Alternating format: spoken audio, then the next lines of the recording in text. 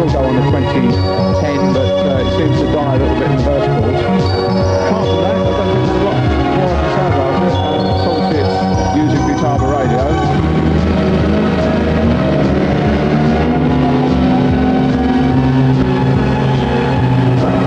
There's a focus scale those lines a bit.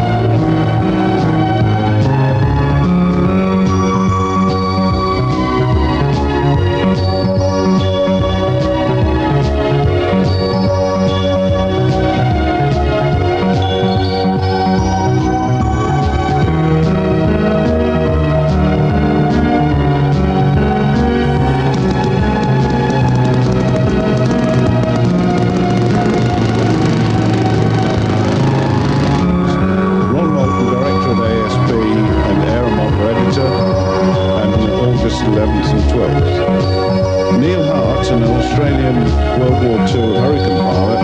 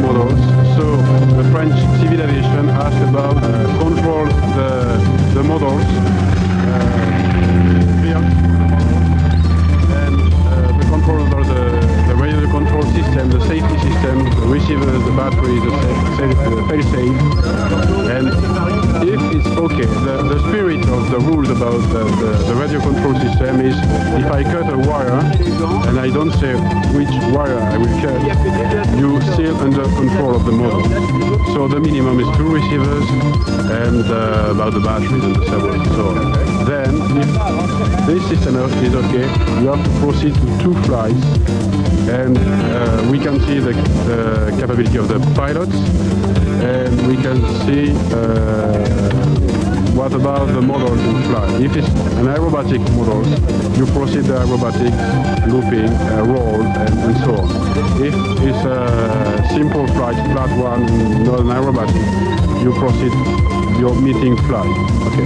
The safety reason is to see what about the models, and why 2 flights is because 1 flight is not enough. Maybe it's a miracle. So we don't want a miracle, and we don't want to destroy model during the meeting. Okay, that's the rules in France.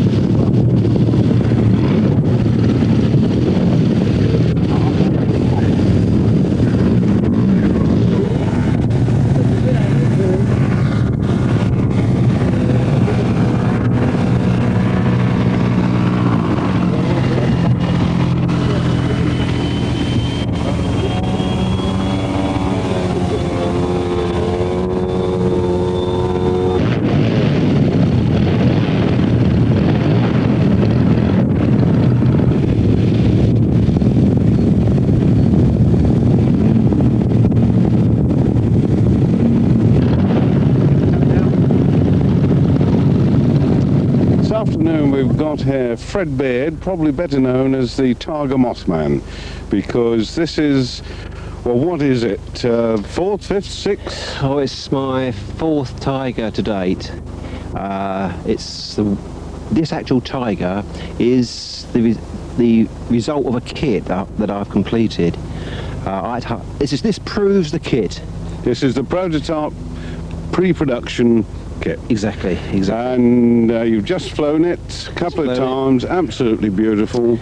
Yeah, I lost. Just one small trim change and that was all. That's right, that's right. And I'm sure it's going to be tremendously popular because large Tiger Moths like this look so stately and superb in the air. Well, I've tried to keep it accurate and I've tried to follow the character of the full-size moth.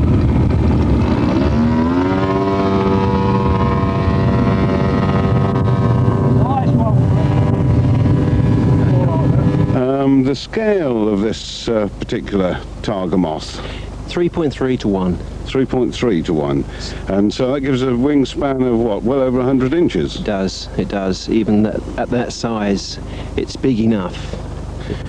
It's big enough, I think, to satisfy pretty well any of the modelers. I think so. And the weight? The weight altogether, 28 pounds all up.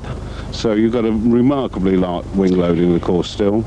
It's extremely light. Oh, you could see for yourself when it was flying just now. Yeah. And the engine in this one? A 62 Zenoa with a nose extension, a prop driver extension, should I say, and also an integral motor mount and silencer. And ample power. She really takes her up. Yeah, you don't fly this sort of model full power, although you can, but once you've taken off, you can drop back to virtually a third of the power, and it becomes quite enjoyable. It takes on the feel of the real one, which is what I was after. Yes, and talking about the feel of the real one, it only needs a cursory look actually to show that you've done everything full size in miniature. In other words, you've got all the metal fittings, everything that the full size has.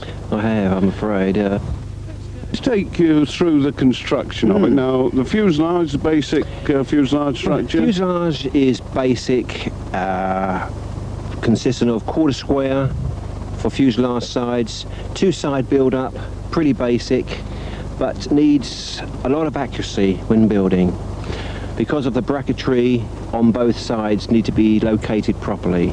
It needs to be a more slower build-up time, and I do emphasise this slower, not super slow, but just take your time and it's much more enjoyable. Make sure you've got everything really accurate before you fix it all in position. That's right, because it does rely on full-size practice, wing fixings, etc.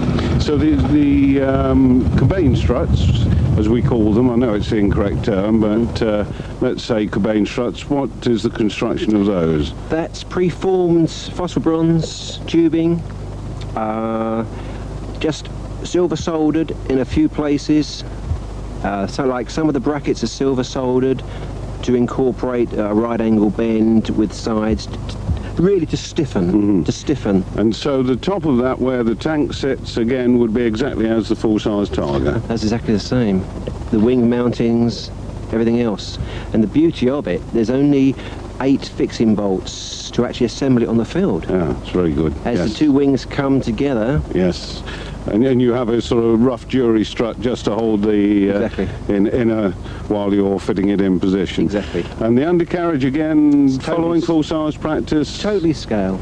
And with the springing, of course, which I'm sure we shall see on the close-up of the landings, working absolutely beautifully. That's right. There's 2-stage springing on the undercarriage, which allows the undercarriage to drop to its full extent when it's flying. And when it lands, or when it's sitting on its legs, a third of the spring compression is taken up by the outside spring and not the inner. The inner one is for stress landings. And the covering? Covering is old-fashioned nylon, which is doped. The finished colour is 50% dope, 50% cellulose, with a rubberizer, a 2-pack rubberizer mixed in with it.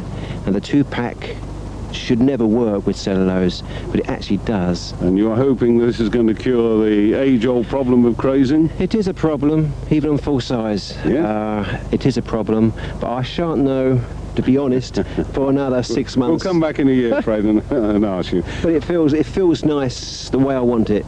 It's quite elastic. The surface is quite elastic. Well, we've seen it fly a couple of times this afternoon. It is magnificent. Look forward to many more times with a pilot in and with the hood on when you finish that, because you've got the rudimentary framework of the rear hood, and it'll be nice to see that. I've never flown in a Tiger under the hood. They told me it was very claustrophobic. Fine, thanks, Fred. Oh boy. Is that it? You can cut me out now, can you? Who would build a great monster of an aeroplane?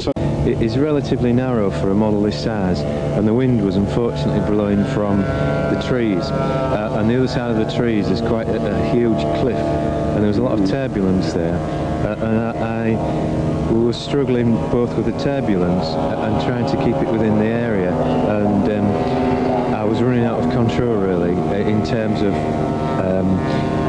being able to sort of accurately position it, and it was quite interesting to say the least. It's not surprising really when you look at it, because A, you've got no dihedral at all, B, you've got no ailerons, and although you've got wing warping, that is nowhere near as effective as ailerons, as they very quickly found out. Oh, yeah. And then the tail surfaces are not the largest tail surfaces in the world. You've got open structure at the back, although I noticed that from the cockpit onwards now to the tailplane, you've actually covered that in. It originally was open, wasn't it? Yeah, my wife Doreen bought me the copy of the video of the Magnificent Men in the Flying Machines, and nearly every flying shot there has actually got the canvas on. Yeah. I've put it on quickly, and if it works then I'm going to do it again and lace it on. But it appears you can fly it without the covering on the back, but the problem is that you need such a huge area to turn it. I know the full-size one, they do a circuit of about 5 miles diameter, and it's kept absolutely flat all the time. Well, yeah, they had more than just the stability problems with that, of course, because in fact when Derek Piggott was flying it and he tried a fairly sharp left-hand turn, and suddenly he found that it's going to the right. He couldn't make this out at all until he looked behind him and found the whole of the triangular fuselage was twisting. Well, I don't think you'll have that problem, but the stability problems I'm sure will be the same. Yeah, actually there's some wires at the back that go to the fuselage from the wing. Yes. And they were the extra wires that Piggott fitted to stop the twist. So they're the equivalent. At the front here you've got what are called drag wires to stop the wing going back. You've got the equivalent at the back to actually hold the fuselage. That's right, yeah. When it's straight and level, it's quite nice, but as soon as you get on the turn, it turns into a different animal. The drag builds up so much that you need full power on the turns, and I'm hoping with the extra covering that I can actually turn it better. Going on to the model itself, the construction of it, again you've got a lot of experience obviously with the tabloid, and you've used basically the same methods on this one. Yeah, it's very similar. It's mainly spruce everywhere. The top and bottom wings warp, and there's actually hinges in the spar there to actually help the wing to twist. And yes, because you've got a lot of struttery and the bracing wire, so you've got to have something that goes. That's right. There's really too many ribs in it. Yeah. And that stiffens it up a little bit too much. Too rigid. Yeah. But when you actually fly it, you tend to use the rudder to try and turn it, and then you try and use the wing warping to sort of balance the turn, and then try and pull out of the side slips. But it's a bit early days yet with it. You need somewhere very large and you need calm conditions, but I think it's only what the full size was like. I'm sure. I mean, it's never going to be a superb car, I'm sure, you know, but if it flies in a scale-up manner, that's really what you're aiming for. Yeah. The engine is a 210cc solo. Solo, yeah. Again, I could do with a little bit more power, but I'm going to see how it flies first, you know, and see where it goes. Propeller, is it hand carved? Yeah, or? it's It's laminated and hand carved. It's a metre diameter, the propeller.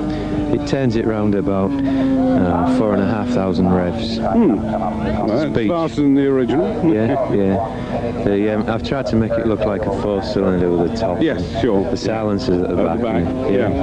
And the wheels, you were lucky enough to find some commercial wheels for that? Small cycle wheels. The chrome really wants painting black, which I'll get round to sometime, but quite effective, the undercarriage. It's the old-fashioned bungee system, which always works well. That's right, it's quite stable on the ground.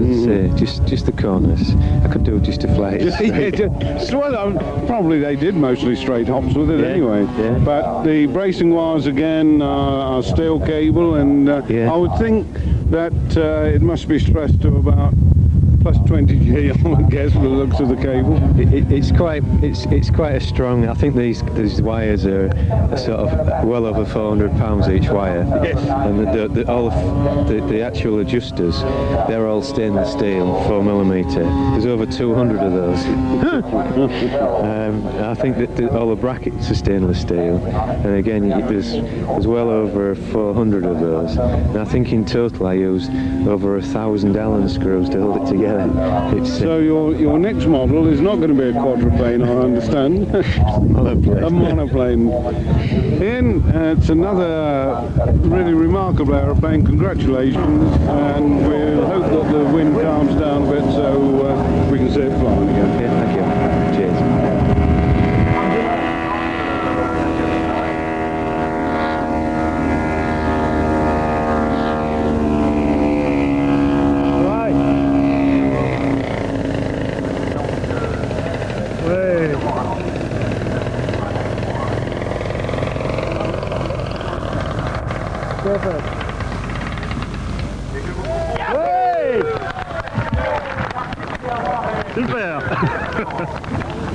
The mid-1930s saw some exciting developments in aircraft designs, and these GB racers are just an example. 1/3 the original size, most of these aircraft are powered by petrol engines from 44cc to 62cc. They are all approximately 9.5 kilograms in weight and span around 2.3 meters. They come mainly from France, with a couple of examples from England.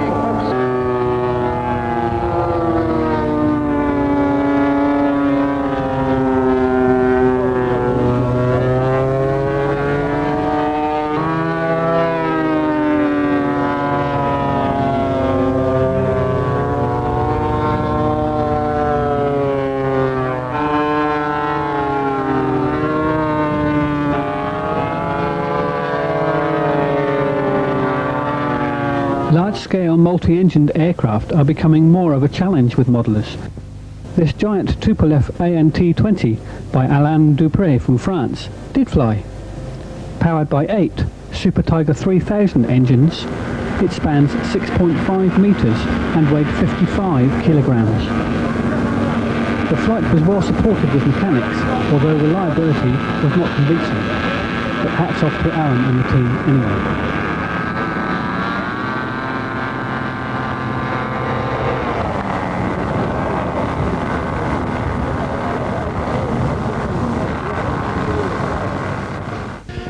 A few weeks ago we were over in France at La Ferta Alais, having a look at a beautiful display of aircraft there, and taking part were the German 3W team. And we were so impressed by their flying and their engines that we thought it would be a shame if the British public couldn't see them. And I have with me now Peter Wintrip, from Germany, who's the head of the 3W team. Yeah, you know, I have my partner with me, that is Peter Weinhold, so we share the burden. So here we have our Bücker Jungmeister with a wingspan of 2.85 meters. The total weight is 19.8 kilograms, and that airplane is equipped with our 3W160 B4, that is a 4-cylinder flat.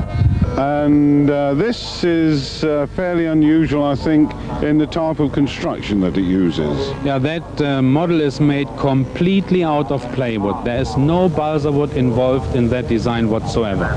And this again is going for full-size philosophy, where Right. Again it's all hardwoods, and Yes. And of course the Youngmaster was a very popular aerobatic aircraft from what, 1936, In the 30s, yeah. And of course after the last war too, it was used in aerobatic competitions. Right, quite a lot. yeah. That is very popular, for example, in Switzerland. Yes. Still in Switzerland. Yes. So the covering, do we know what the covering? Solartex. He used, It's a British I product. know. Good. He used Solartex all over. Yeah. And what else is special on that aircraft? The obviously- tail is removable, Yes.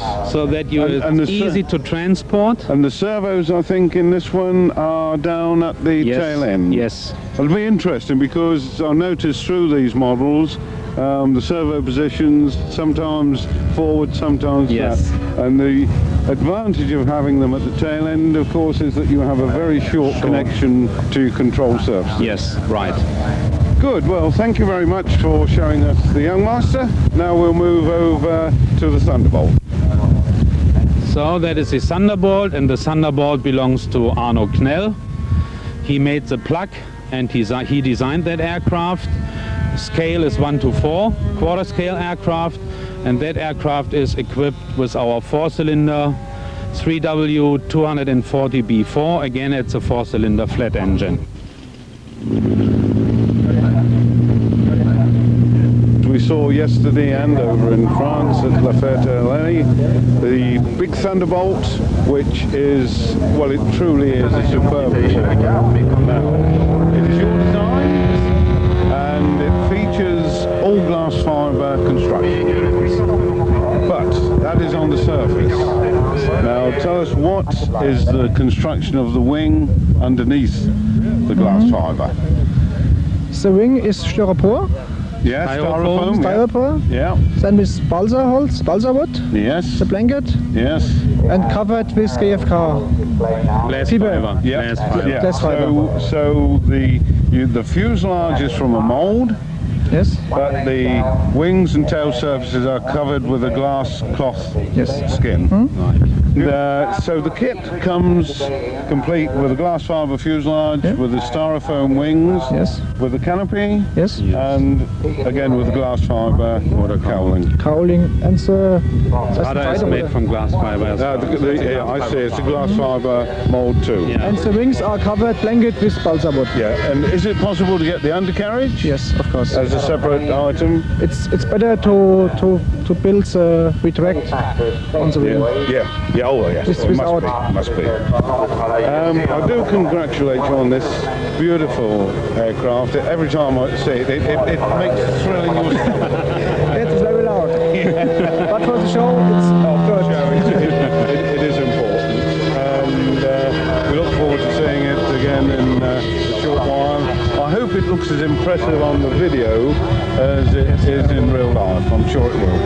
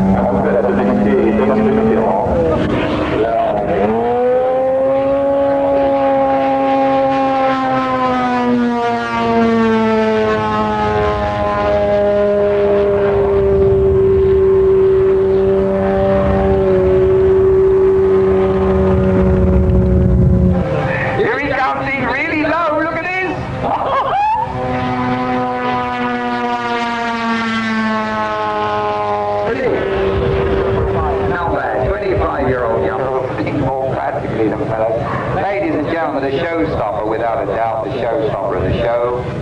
Yaramo from Germany, as he cushions out his own design of kit here, makes a perfect landing. Give it the biggest round of applause yet. Well done, young man! Right, the next one along the line is the Christen Eagle. That is a beautiful Christen Eagle from Herbert Fuchs. The scale is 1 to 2.5 and the wingspan is 2.45 meters. The weight is 8 in this case it's 8 kilogram. Again, that aircraft is equipped with our 4-cylinder 160 cc. And something special is he has a beautiful smoker system built in. Good. And that smoker works with diesel. Diesel oil.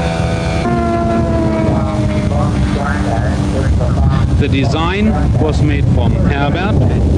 He did the plug and even the molds. So he virtually did everything for the new kit. So the kit contains out of the glass fiber fuselage. And that's epoxy. That's all. We only use epoxy. We don't use polyester resin. No. So we have the epoxy glass fiber fuselage, the motor cowl, the rudder is made from glass fiber, the wingtips, and the struts yes, are made from glass fiber as well. The landing gear is made from glass fiber and the wheel pans. Now notice here that we have got the rubber mounting. That's right, to the engine, which gives just a little bit of flexibility, and the theory of course being that it doesn't transmit the vibrations to the fuselage, but of course the flap 4 anyway is very vibration free. That's right, because the balance in the engine is very good, and that is the reason why it develops only less vibration. It works absolutely excellent. We are very satisfied, but the main reason is not to eliminate the vibration coming from the engine onto the fuselage. It's only to keep down the noise level. Yes, just the noise level.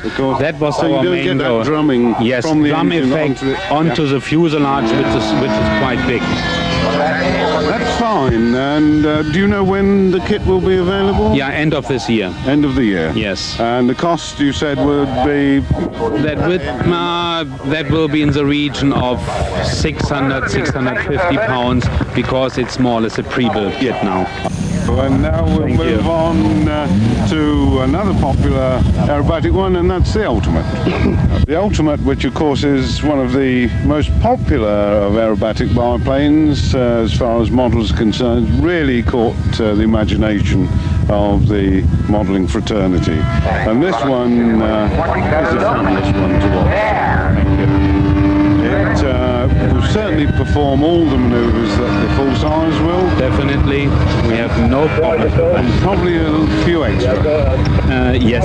I would guess that the full size pilot would not mind having the power-to-weight ratio that you've got with this one. No, that is not possible. Because this engine produces, what, 20 horsepower? No, 15. That is a 164 cylinder. 15 horsepower, but for model weighing 19 kilos, that is some power. That's right. And talking about the 3-bladers, you have this on this one. I've heard it with the 3-blader, and I've also heard it with the 2-blader before. And it's really remarkable. That's right, yeah. And we are very proud that we have developed such excellent 3-bladed props, which will keep the noise level down. It's something that, of course, is being done in the full-size aircraft. Yes, absolutely, yeah. We have to watch noise levels, if we want to keep our flying sights. Yeah, and in Germany they are very strict with the noise level, so we were more or less forced to do something. They are beautifully prepared and made, and these are the ones that are using the carbon fiber. Yes, we use carbon fiber. It's hollow made, and that propeller is specially made for our 160 4-cylinder for the Ultimate. That suits it very good for aerobatics. And obviously, designed very carefully to get the efficiency. the hub is solid to where? Just to the center point? Just to the center, and here it is hollow, but we use, you know, the carbon fiber not only going from the tip to the center line, no, they will go all the way down here, here, here, and here, just to give the maximum strength and security. But now what I'd like to do is to have a look at the actual installation of the radio and the servos. Okay. Right, the installation, and a very neat installation it is, and I wish that all modelers would have a look at this, because I'm afraid some installations we get, even on large models, are not good enough, and it is essential from a safety point of view to have a good, clean installation. Right, I agree. And I noticed that on your main controls you are using the Futaba, as we call them in this country anyway, the large servos, the 3302, which have the Metal Gear train, I believe, and that you are using 4 of those, and we have one just here for one elevator, one for the right hand, and then in tandem 2 for the rudder. Yeah, that is the only thing that I would think is probably gilding the lily a little bit. Most rudders, they only have one servo, but that you got linked so that if this one fails, then the other one will automatically take over. But what we use are 2 batteries. So you have a battery backer. That's right. So if one fails, then the other one automatically cuts in.